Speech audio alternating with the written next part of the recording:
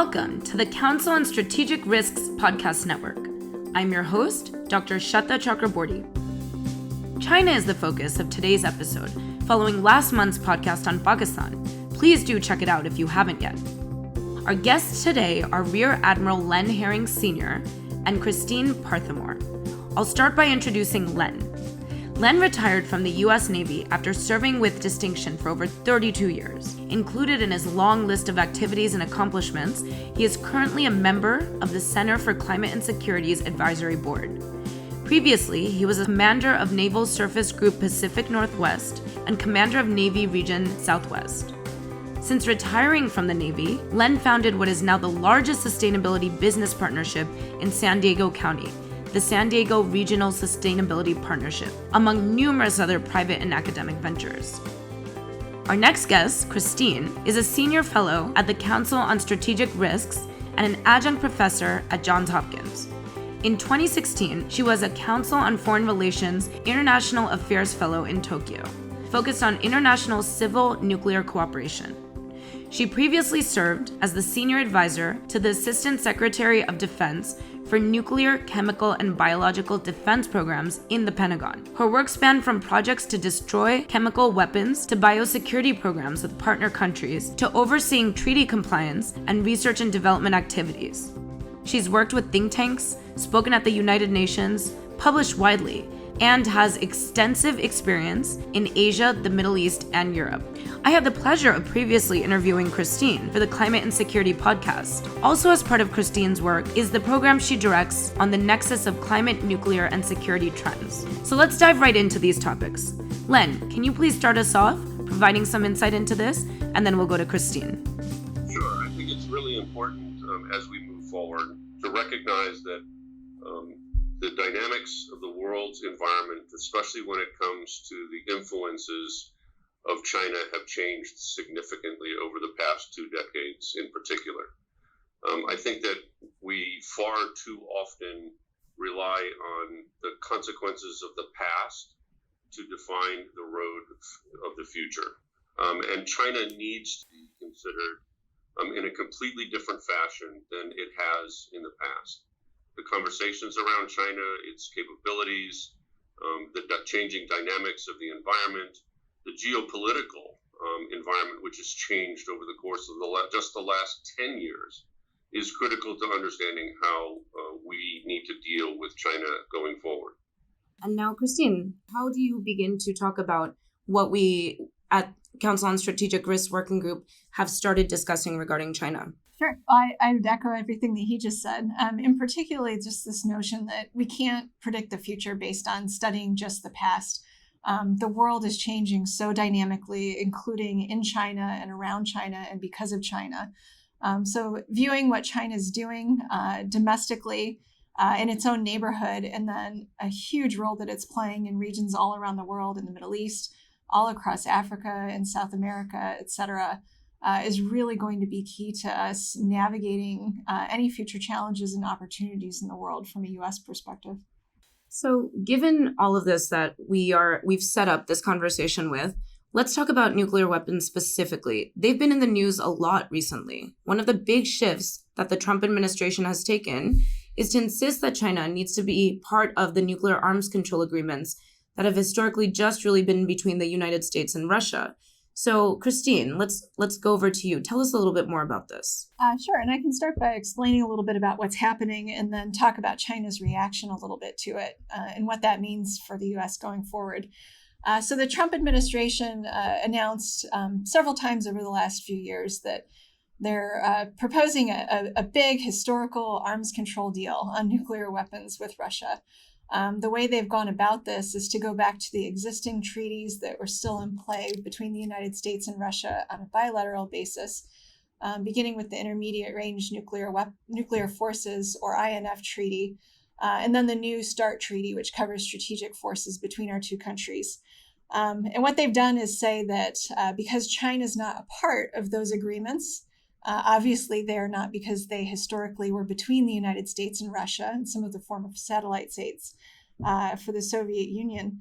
The Trump administration is now saying that unless China joins onto those agreements, that they're not interested in the United States being part of them anymore, because while they constrain us and our behavior, they're not constraining China. Now, obviously, that's not the reason that the Reagan and Bush and later administrations entered into those agreements in the Obama administration for the New START treaty. The goal was never to constrain Russia or China's behavior. It was always between the United States and Russia, and the United States and Soviet Union for the INF treaty, since it was still the Soviet days when that was first launched. So the idea of internationalizing these nuclear weapons treaties is not new. Russia started proposing something similar well over a decade ago in internationalizing the INF treaty. The Trump administration has sort of taken up that mantle of, if we don't internationalize these treaties and bring in China, then the United States and Russia should not have them on their books either. That is not, as far as we're concerned, likely to work. I actually don't think the Trump administration is wrong in the view that the future of arms control has to be globalized. Completely agree with their assessment of that. The problem is that for these specific arms control treaties, China is never going to be interested in just joining on to a treaty that they were not party to negotiating, and that were negotiated with the interests of a different geographic sphere in mind. For one, on the strategic limits set by the New START treaty and some of the systems limited by the INF treaty, China will consistently argue, as they have for a long time, that as long as the United States and Russia have thousands more nuclear weapons than China does, there's no reason for them to join into the agreements until Russia and the United States come down in numbers. Right now, the US and Russia have more than 1,600 deployed nuclear weapons each, and more than 6,000 total, if you include stockpiled weapons. And China only has about 290 based on current public figures of it. So the idea that China is going to start limiting its strategic weapons while the US and Russia are so far ahead in numbers is just simply not a workable proposition. And China has said as much. For the Intermediate Range Nuclear Forces Treaty, one of the issues that China has named in that they're simply not going to roll into that arms control agreement is that it limits conventional and nuclear forces. And China has a robust conventional arsenal of intermediate range missiles that would be constrained by the treaty. Now, they're not going to just up and give up that entire investment in those forces that are a key part of their conventional deterrence strategy. We're very worried about those missiles, and that's part of what has prompted the Trump administration to want China to join the INF treaty if the United States is going to stay in it as well. But again, China has no interest in doing that. One of the other reasons that China's been vocal about in the last couple months is just that the United States is not consistent in its treaty commitments. We're pulling out of the INF treaty. That treaty will probably be dead by the time this podcast airs, unfortunately. They're talking about not extending the New START treaty to 2021, which means that we could have no arms control agreements in force at all between the United States and Russia within the next couple of years, which is a really daunting challenge.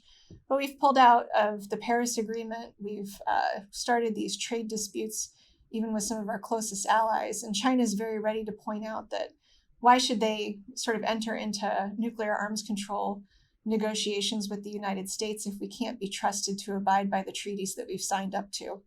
So those are all things that I think would have to change. Now, that doesn't mean that there's nothing to talk about with China on arms control, but it has to start with where we have mutual interests. So the last time I was in Beijing to talk about the subject with a lot of Chinese nuclear experts, there were a lot of mutual concerns outside of these treaties that could form the grounds of future arms control agreements. Many experts in both of our countries share a lot of concern about dual capable systems that could be both nuclear and conventional. And if they are being used to attack a country by a country that possesses both nuclear and conventional identical capabilities, a country would not know if they're under nuclear attack or if there's a conventional weapon heading their way.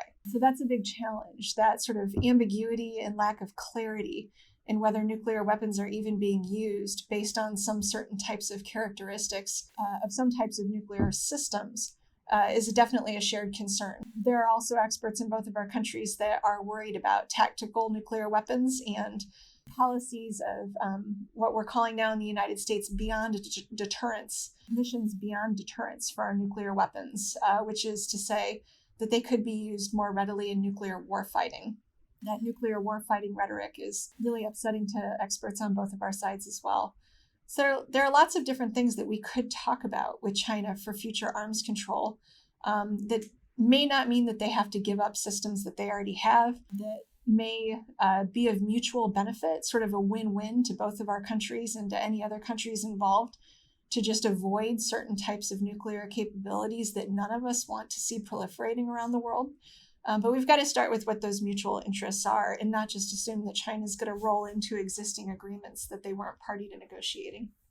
Thank you, Christine. You just gave us a lot of information to think about. And here we are talking about a country so far away from where we're based, which is Washington, D.C. And here we are talking to Len, who's in San Diego. What's your reaction to everything that Christine just shared with us, Len? This doesn't really seem like a world away when we start discussing it in terms of how it all relates to international relations. No, not at all. As a matter of fact, Christine did an absolutely superb job of setting the stage for why, from a strategic perspective, this is such a significant point in history. And I'm not sure that people really do recognize the consequences of the inaction, if you will, in making absolutely certain that we were prepared for this point in time. And Christine did a great job of laying out why it's so important that the Chinese be part of this effort, but more importantly, what's happened through failed diplomacy that potentially the United States and the agreements that it has crafted over the years may, for all practical purposes, become null and void as individuals no longer continue to participate in that aspect of treaty that has kept us in a balance. And this goes back to the statement that I said that we can't use yesterday's solutions to define and shape the future, understanding that China is such a significant player because of what Christine said. They are an evolving power within the world that is not going to wait or be controlled so that they are always at a disadvantage in their progress. And when it comes to their security, I believe that what Christine laid out is exactly what we need to understand. And what's really scary from a strategic perspective should be that if the Trump administration fails to continue the existing relations that we have with the powers that were signatories to the INF, and we have just written a letter to the White House saying that, look, you've got to figure out something, but you can't let this lapse. Because what we end up doing potentially is creating a new arms race, but not dealing with two powers, but three, maybe four or more powers. Because we still don't want to talk about the other emerging in that area, and that is potentially India. So we need to understand that the creation of the treaty that has kept us or created the environment that we are in today is important to uphold, to stay part of, while the rest of the world helps to bring China into a relationship that we can make absolutely certain that our future is more safe and secure. And again, Christine did a great job. You know, the technologies of today make the determination of to whether or not a weapon is a nuclear weapon or a conventional tactical is extremely difficult. And individual countries may respond in a completely different fashion. And we're not ready for an environment like that. But if we don't understand what's happening, then we are bound to suffer the consequences of this particular portion of discussion. So we've been talking about nuclear capabilities. Let's turn our attention to nuclear energy and maybe some developments around this. We have a lot of concerns about nuclear capabilities, but what about the fact that China is in one of the fastest spurts of building nuclear reactors in its history and also wants to be one of the top leaders in the nuclear market? So how do we think about these developments? Is this also concerning, or might there be something positive coming out of this? This is one of those areas that we again did a study more on the proliferation. But as China continues to grow, I think one of the things that we really have to understand is that one, the technology and what type and what level of technology is being utilized for the development of this nuclear energy portfolio. Two, who's regulating and controlling how that technology is deployed, and whether or not the technology is safe for the overall environment. And then third is what do we do with the vast amount of waste that will be created as a result of the generation of that energy.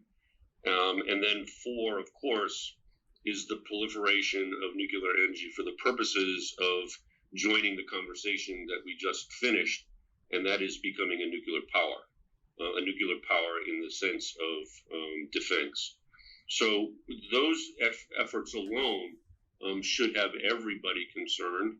We only need one Chernobyl to make a disaster of massive proportions, but now when you accelerate that into areas, and again, I think that the one thing that we really had a tremendous conversation about is the proliferation of that technology into areas of the world in which the political stability brings into question whether or not we put at risk large areas of the world where that material then becomes a weapon of terrorism. Christine, how do you think about these developments? Yeah, I'd echo everything that he just said 100%. It's a huge, huge concern. So that focuses mostly on the international market and the global suppliers market. And I really don't think that for the United States, we as a nation and as a foreign policy community have done a good enough job of saying, what does it mean if China and Russia truly lead by far, are the dominant forces in shaping the global nuclear suppliers market for the next 50, 60, 70 years? And that's how long these deals last. Historically, the United States has had a huge hand in setting the rules of the road. Whatever countries are supplying the technology, the nuclear energy technology, to countries in the world that are trying to build new reactors, they really have a huge role in setting the standards for safety, for the security of nuclear materials, how those materials are transported, where they're located, the disposition of spent fuel when that's created over time, as Len pointed out as well. Those are things that the United States has historically had a very strong role in shaping for decades. I remember when I worked at the Pentagon, there were a few countries that we were trying to work with. We as the United States were trying to work with on nuclear energy. And we were trying to give them a lot of tools to make their systems more secure, try and reduce the risks of nuclear terrorism or the diversion of nuclear materials. And the countries, just based on capacity and for other reasons, they wanted to lean much more heavily into whatever country was giving them the nuclear reactor technology they were going to be using, which in no case for what we were exploring was the United States. It was Japan or others. So our ability to shape what other countries do on all these concerns that Len just outlined is so incredibly limited when the United States is not an active player. And so for China's part, good on them. It's a very smart move. They're locking in decades-long, very important strategic relationships with countries all over the world. And nuclear reactors are part of those transactions. I wish we were doing more of it, as long as, I'm kind of the mind that I'm neutral on nuclear energy, but if countries are going to do it, which is a decision we can't really control, I want the United States to have an active role in steering how that goes. Make sure that we don't end up with a disaster or some incident of nuclear terrorism or some other horrible incident on our hands, that the United States would surely have to have a role in remediating afterwards, after whatever destruction occurs. For China's part, it's not yet a very dominant force in the nuclear suppliers market globally, but they've been inking deals, like initial nuclear cooperation deals with dozens of countries to start paving that road. And they've made very clear in their 5-year plans and announcements by high officials that nuclear energy is a big part of their Belt and Road Initiative and their other economic plans for how to grow their own economy and then have a strong role in the global economy as well. And this will last for decades. And we need to get our heads around what that means for U.S. interests and whether we want to change our position on it. For them domestically, again, it's you see a lot of headlines that China's in the fastest rate of building new reactors in history. And there are lots of numbers that are thrown around for their own goals and then the actual pace of development. But they are actually moving forward very, very quickly in building new reactors. We obviously have no say in that, but as long as it's done safely and securely as part of their move to a cleaner energy system, there's not a lot that we can do to shape that. What we can do is potentially have a stronger role in the international market and in setting these international standards and norms on the issues that Len talked about. So when I asked if there were any positive outcomes coming out of China's ambitions in nuclear energy, what I've learned from this discussion is that yes, but not necessarily for the United States. Yes, for China. And what does that mean? Well, we have to see how that plays out globally for the rest of us. So we know that for China, nuclear energy and climate change are tightly linked issues. In a state visit, President Xi to France made several remarks about the importance of addressing climate change. Xi and President Macron also emphasized nuclear energy as an important area of cooperation. So how should we, as part of the Council on Strategic Risk Working Group, start thinking about cooperation among countries like France and China on nuclear energy and climate change? Christine? I'd start, number one, we need to treat our allies better, which is a theme I will probably state multiple times here, both in the Asia-Pacific, Indo-Pacific region and our European allies. This is just one issue where, of many, where the United States is not thrilled with our allies' economic ties with China and the way that they're growing. But that's not up to us. So starting by forming stronger bonds again with our own allies would go a long way in these things. Another thing is we need to understand how tightly these issues are linked to other countries, including our allies, but certainly for China as well. They don't look at nuclear energy in one stovepipe and climate change in another stovepipe and the potential for weapons proliferation in another stovepipe. These are all completely intertwined in the economic and defense and strategic sort of plans that China and all these other countries have. And we need to do a better job of understanding how these issue sets come together and influence each other for the United States as well.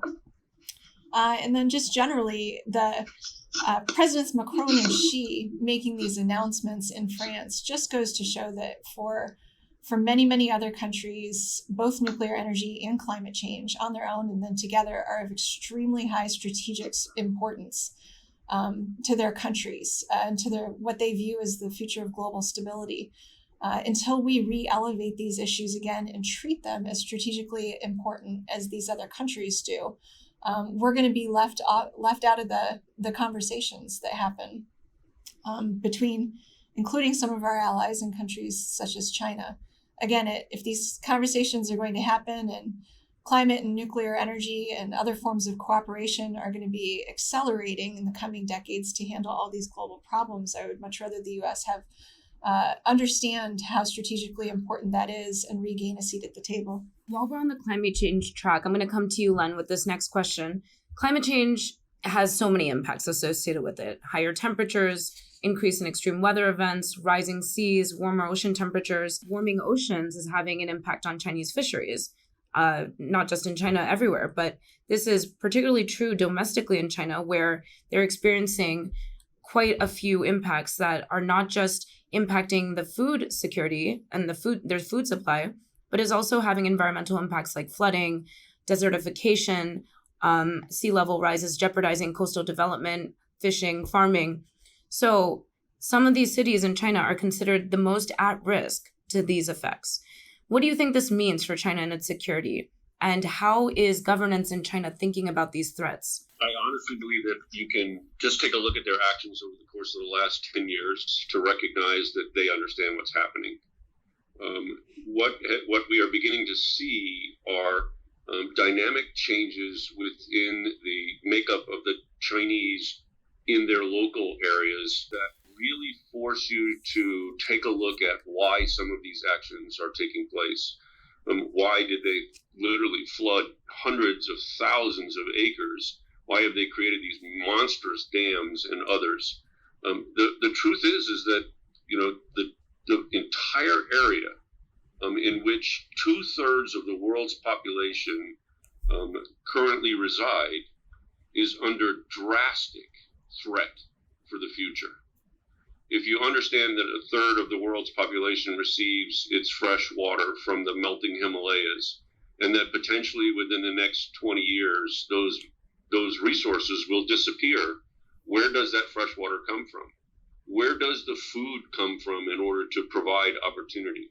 As sea level rises in the region, is the migration of those individuals impacting enough that the destabilization of governments that are having to deal with not just thousands, but we're talking potentially millions of individuals who will need to have some form of respite, are going to create tremendous strains on an already strained environment. And if you look at China in particular, especially if you look at some of the instances that are occurring over the course of the last 10 years, as China continues to spread its arm, if you will, into the South China Sea and other regions, that's happening because of two major things. One, they've virtually fished out the China Sea, so they're looking for resources. It's a region of the world in which 70% of its population or 30% of its population receives more than 70% of its protein from the ocean. It's a completely different environment than what we see in the rest of the world. They're very reliant on the ocean and its bountiful, but less bountiful farming capabilities. We're beginning to see much more strain in areas where the Chinese Navy, for example, is creating presence around what has been unclaimed portions of island space. And the reason for that is clear. From an international perspective, if you claim that it's yours, you gain economic dominance. You basically gain an economic zone in which you have the right for protection for an economic purpose. And I think as we look at those are the things that will have the greatest. As the weather changes, we're seeing dramatic events, typhoons and other things that are happening in that portion of the world that can have tremendous impact on the population literally overnight. And those are things that we really do need to keep in the back of our pouch, if you will, because in some cases, there are areas there that are dependent on the United States. And how will that tax our ability to be able to provide human refuge, if you will? I mean, where do they go? How do we provide for them? What is then the international, or for that matter, our response, because the Philippines and others are involved? There are some dynamic treaties that we have in the locations that I think will be stressed to the limits as some of these issues create geopolitical tensions that are not necessarily all political, but may be more concentrated over the issues of climate change and its impacts. Sure, one of which is water scarcity issues. And as we start thinking about how China and India and these countries in South Asia are increasing in population and increasingly dependent on increasingly limited water resources, we need to take into account that South Asia's major rivers begin in the Tibetan Plateau. So climate change is affecting these systems. And because of it, China's been developing hydro projects to accommodate growing food, water, energy needs for this growing populace. So this development will continue to impact water supplies for its downstream neighbors, including the South Asian countries of Pakistan and India. So, Christine, what do you think this means for the region? Len started talking to us about these geopolitical issues that aren't just limited to nuclear, but all of this is being exacerbated by what we know is happening with water scarcity issues. Sure. And Len mentioned the stress on water systems in the Himalayas that are projected over the next couple of decades. And boy, this is just a huge concern. So as our Neil and Elizabeth, our Pakistan podcasters, spoke about in last month's episode, the way these issues come together in a very concentrated geography in the Himalayan region is very, very worrisome. So, and it's the combination of so many different trends kind of merging in the same geography that are the big concern. We read about huge concerns over Pakistan's both increasing focus on tactical nuclear weapons, but also the potential for the decisions to deploy those weapons being taken down beyond the head of government level. So their nuclear doctrines themselves are worrisome as well. India is very strongly working to diversify their types of systems of both conventional and nuclear weapons. Some of that is aimed at trying to get around China's missile defenses that they are building up in the region. There's damming of rivers going on all within the same geography where these things are taking place. There are populations who are strained by environmental factors, economic factors, etc. Those populations, when disaster strikes, they move, they can protest, all types of things can happen. There are territorial disputes all throughout this region as well. And on top of that, the freshwater systems are, as far as we can tell, all the best projections say that they are going to be continually in decline soon. And this is just a huge recipe for misunderstandings growing. When you talk to nuclear weapons experts, and I'm of this mind as well, I think the most likely scenario for use of a nuclear weapon is not that country A decides actively that it will nuke country B in a very well thought out manner, but that there's other conflict going on. There's warfare based on other issues going on. It starts to escalate, and both sides just start misreading everything that the other one does. And in this region, you don't just have the actions of India and Pakistan. You, of course, have China and its actions on water, its missile defense posture, its conventional weapons, and its nuclear weapons that will all be read into any situation that happens. It's very knotty. It's complicated. But one thing, again, that we need to do better in the U.S., and hopefully this conversation is a good step toward it, is to look at all these issues in tandem. One of my personal frustrations, our nuclear weapons community tends to talk to the nuclear weapons community. Climate folks communicate to climate folks, and we all need to talk to each other more. People who are expert in water conflict and water treaties need to talk to the people who are expert in nuclear doctrine to better understand the confluence of all these different factors. The more we do that, I think the more we will understand where some of the potentially shapeable factors might be influenced a little bit in a way that walks back from some of the potential for miscalculation and misinterpretation that could end up with really, really dire consequences for the sort of China and the sub-region down to South Asia. I echo your sentiments there, Christine, about breaking down silos and having these very necessary cross-communications. And this is what the Council on Strategic Risks Working Group on Climate, Nuclear, and Security has been doing, and put forward that China possesses the catalytic ability to either destabilize the South China Sea or become a principal stabilizing force. So Len, you talked about this already a little bit, but tell us some more thoughts about what are some of the ways in which either of these scenarios could unfold. I think that one of the things that, again, becomes so important for us to understand, and unfortunately, my experience is that for far too much of our diplomatic efforts, we tend to think that the rest of the world lives and participates in the environment in the same fashion that we here in America do. And that is simply not the case, especially in this particular region where countries are not accepting of their neighbors in the same fashion. And I think what we will end up finding is that the very basics by which a country holds its population together is to take care of its own population in crisis. And I believe that as the environment changes within that region of the world, remember that it is the most densely populated region of the world in which most of the population lives within 200 miles of its coastline.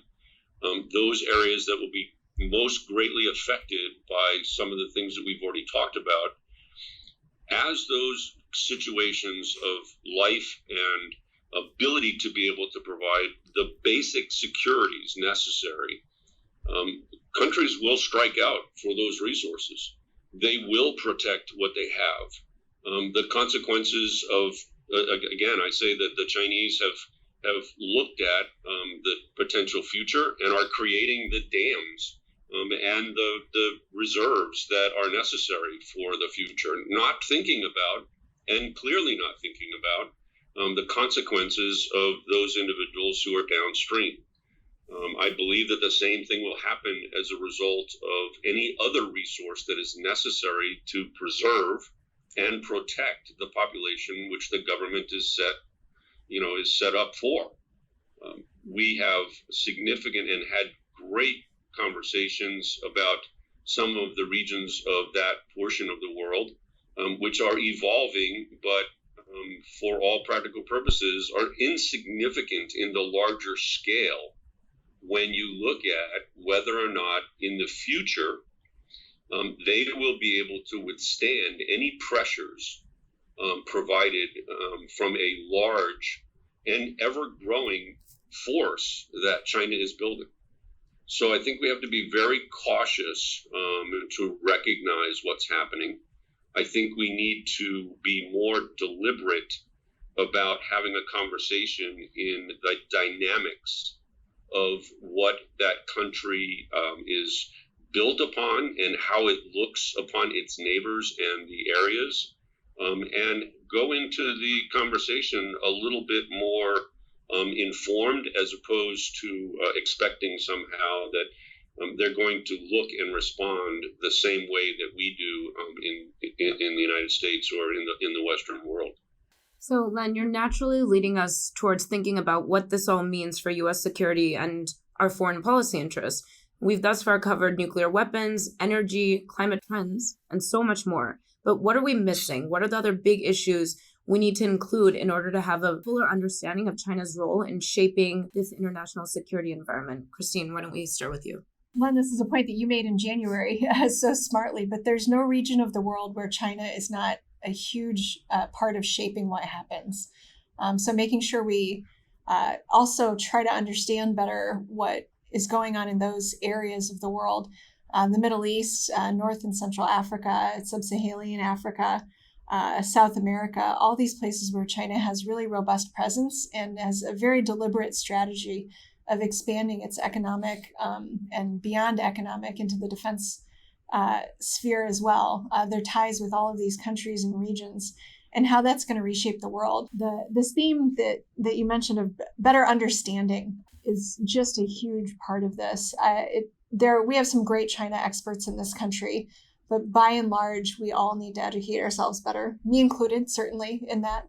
But gaining a better mutual understanding is such a big piece of that. And that pertains to what China is actively doing in all these regions of the world, including within what it considers to be its own territory or its own backyard. Yeah, yes, and thank you. Because sure.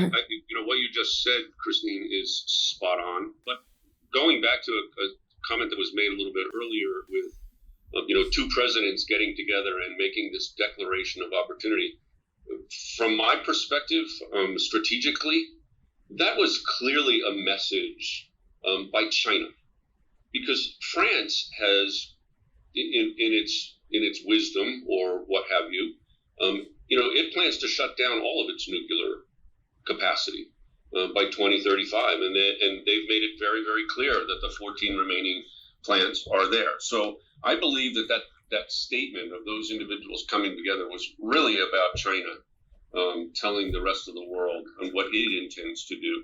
And I think that that's a piece that we have not truly recognized. I don't believe that what we have done strategically prepares us for the inevitables in which certain portions of the world will look upon China as their relief for the situations that they are going to face in the coming 3 to 4 decades. I believe that China is positioning itself in a fashion where they will be the responder for whatever it might be that presents an opportunity for stabilization. And I think that China today, and we are not doing a very good job in creating the friendships and reinforcing the allies, our allies, that we are there for their help and protection outside of just being strong militarily. Our diplomacy and our understanding and opportunities are waning almost daily as these individuals, and I have to include Russia in there. China is a concern in this particular conversation, but we need to be very, very cautious to include what Russia could do. There's been some great papers over the course of the last 4 or 5 months. What would happen if Russia and China became allies? Where would the West find itself if these two powerfully resource-laden countries became strong and supportive allies? I think we're not thinking out of the box when it comes to these particular situations. And while nuclear weapons and nuclear energy and climate trends and the likes are more important as we talk these issues, the consequences of the strategic thinking, I think, need to be much more focused on how China is placing itself in the rest of the world and what it's doing. I mean, look, it created a NASDAQ equivalent yesterday. It's tried before, but, you know, I watched and listened to how it's really different from the last time. What effect will that have on the world economy, and how can China then influence it if they're successful?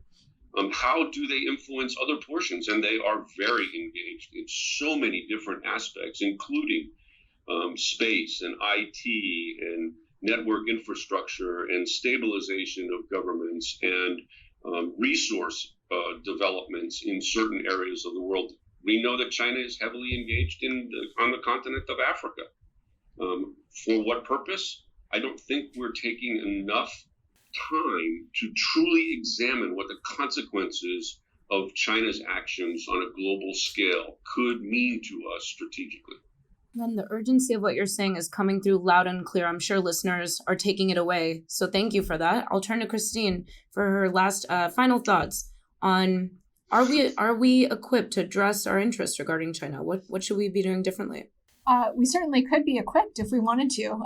Echo everything that Len just said. And I think that as you described it, what it has me thinking about is we need to, it's not that we are not equipped to understand these things and try and form a deliberate approach to how we're going to deal with them. But we're in a completely reactive position right now. And we have been for a while. And that's not completely abnormal in international relations generally or for U.S. policy. It's always hard to prioritize and figure out what to focus on.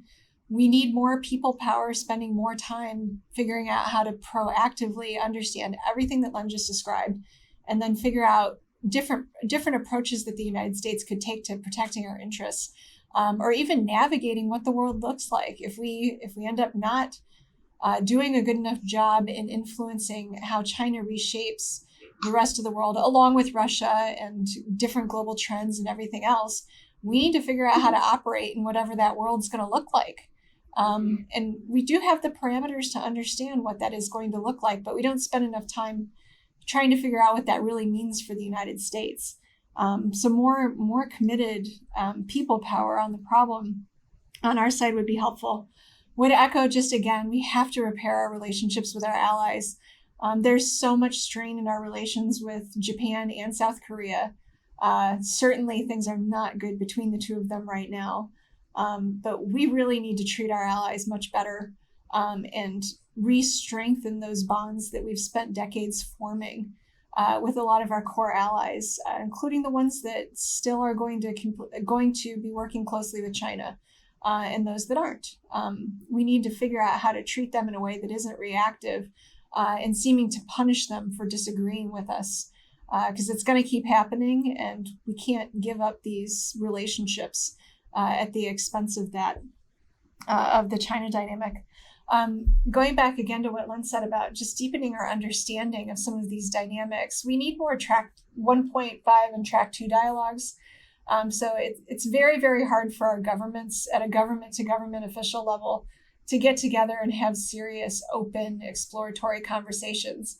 But scholars can do it. People who have recently left government and are in think tanks or academic institutions can do it. This is something that both of us, I'm sure, and probably half of our listeners do on a regular basis. The more dialogue, even at unofficial levels, between us and China, the better, on all the issues that we've talked about today and then far beyond it as well. It would also help to rope in Europeans in that. So particularly on the nuclear weapons and strategic stability side, one of the issues that we found is that even with our allies, but certainly among countries like us and China, we tend to take an Asian perspective and a European perspective and bifurcate them. And the world just does not work that way. We've talked about several examples here today. We need to have more conversations on big strategic issues of all kinds that involve all different parts of the world, and not treat these things as if they're intellectually firewalled and that the world operates in a way where different spheres don't touch each other. That's obviously not how the world works. I would just add on climate change, we need to regain the moral authority. It's with the pullout from Paris and other steps subsequent to that, the world is pretty convinced that we're not taking the problem seriously at the federal level.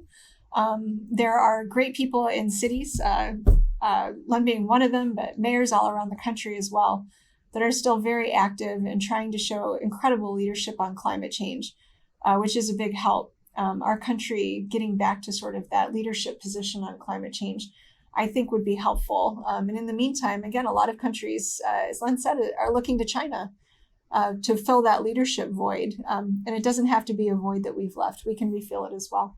Well, thank you so much for that, Christine. Thank you, Len. Both of your contributions there was so much to learn there. As a layperson listening in, I'm sure listeners gained a lot from engaging with this dialogue between the two of you. So this is exactly the kind of conversations that we need to see continue for our global collective security. Thank you both so much for the work that you do. Thank you.